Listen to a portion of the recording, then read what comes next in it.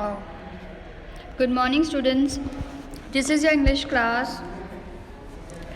आज हम करने वाले हैं, पिछले कई पीरियड में हमने ग्रामर अच्छे से पढ़ लिया है।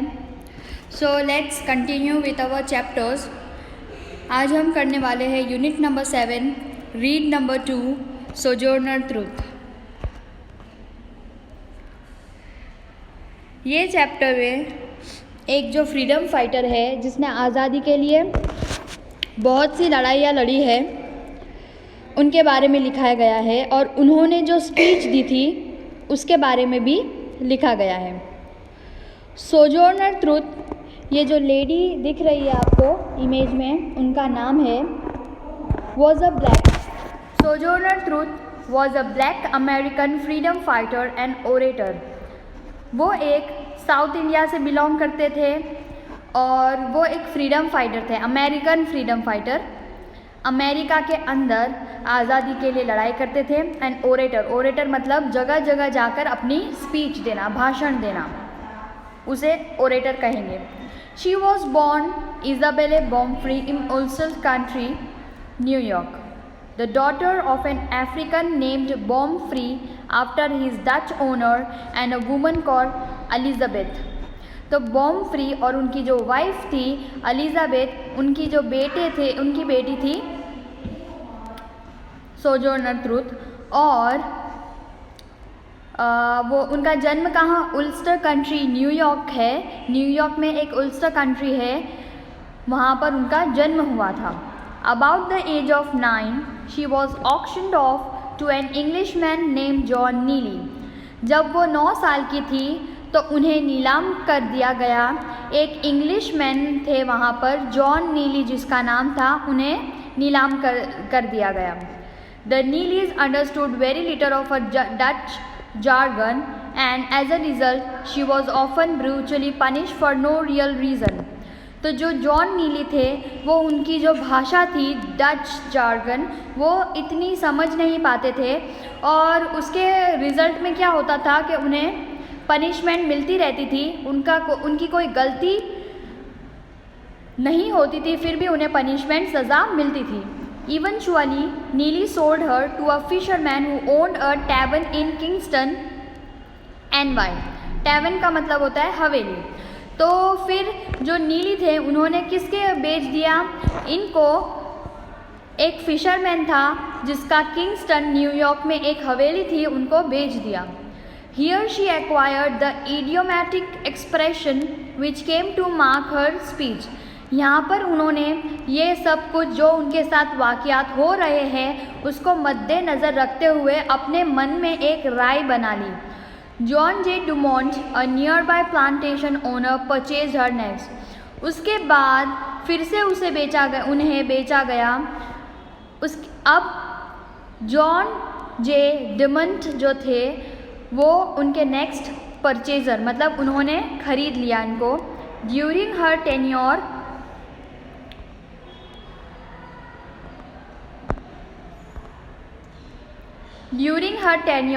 with his family she married and had 5 children।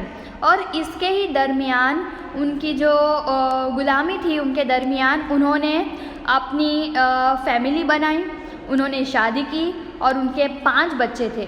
In 1827, after NY had passed an Emancipation Act freeing its slaves, she prepared to take her family away। जब 1827 हुआ तो न्यूयॉर्क के जो लॉ थे, न्यूयॉर्क की जो गवर्नमेंट थी, सरकार थी, उन्होंने एक इमेंसिपेशन लॉ जारी किया जिसमें गुलामों को आज़ादी, रिहाई देने का जो लॉ था वो जारी किया। तो उन्होंने ये सोचा, किसने, सोजोर्नर ट्रूथ थे, इन्होंने ये सोचा कि मैं अपनी फैमिली को लेकर दूर कहीं चली जाऊंगी। लेकिन जब वो जाने लगे तो Dumont began to show reluctant to this, so she ran away with her youngest child. तो जब वो जाने की इच्छा रखते थे तो उनके जो मालिक था, जो डुमोंट था, वो अड़ गया। वो ज़िद करता था कि वो उन्हें रिहाई नहीं देगा। फिर उसके बाद वो वहाँ से उन्हें कोई रास्ता नहीं मिला तो वो वहाँ से भाग गए, अपने सबसे छोटे बेटे को लेकर वो वहाँ से भाग गए। She finally wound up in New York city, और वो भागते भागते कहाँ पहुँचे, न्यूयॉर्क सिटी में। She worked at manual job and through some friends and came under the away of religious fanatic name Matthias. तो उन्होंने वहाँ पर छोटी मोटी जॉब कर ली जहाँ पर उनको चंद पैसे मिलते थे, और अपने उनके जो दोस्त थे जो रिलीजियस मतलब जो धर्म में बहुत मानते थे, उन्होंने उनकी बहुत मदद की और वहाँ पर उनको काम भी दिलवाया। During the civil war Truth bought gifts for the soldiers with money raised from her lectures and help fugitive slaves find work and housing. अब जब सिविल वॉर होती थी, वहाँ पर लड़ाइयाँ होती थी, तो सोजर्नर ट्रुथ जो थे, ये इनका नाम है ट्रुथ, जो सोजर्नर ट्रुथ थे वो अपने जो काम करते थे, उनके जो लेक्चर देते थे, वो अब ओरेटर स्पीच देते थे जगह जगह जाकर, तो उन्हें थोड़े बहुत पैसे मिलते थे। तो वो पैसों में से उन्होंने सोल्जर जो सिपाही होते हैं उनके लिए खाना या फिर कपड़े, रोटी, मकान, वो सब दिलवाया। After the war she continued her tirade for the Lord and against racial injustice.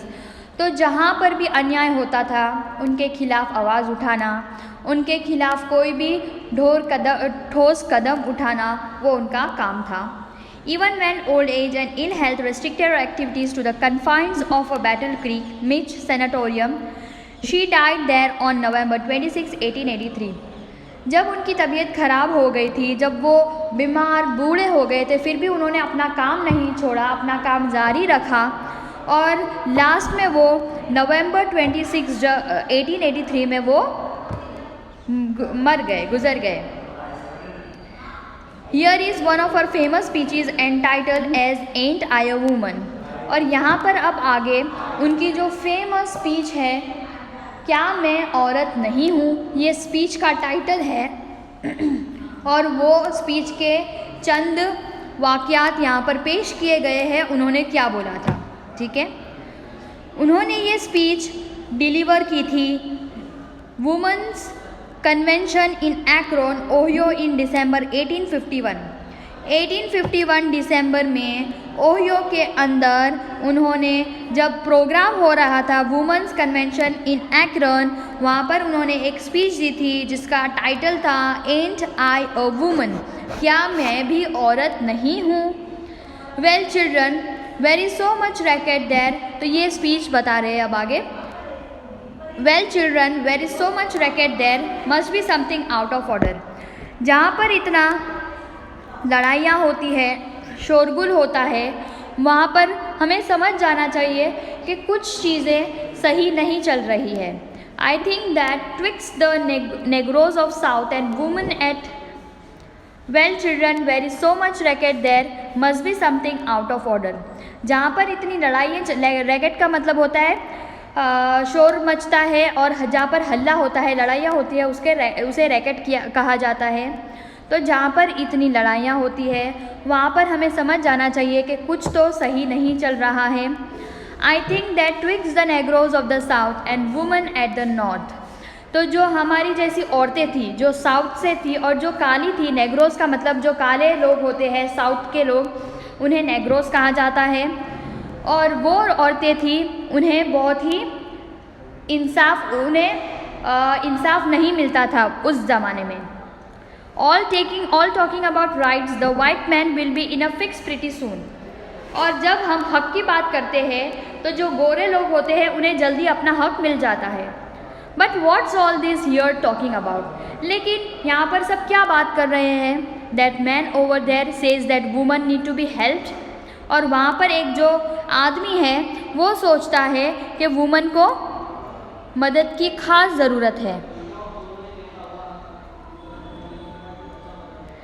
That man over there says that women need to be helped into carriages and lifted over ditches and to have the best place everywhere।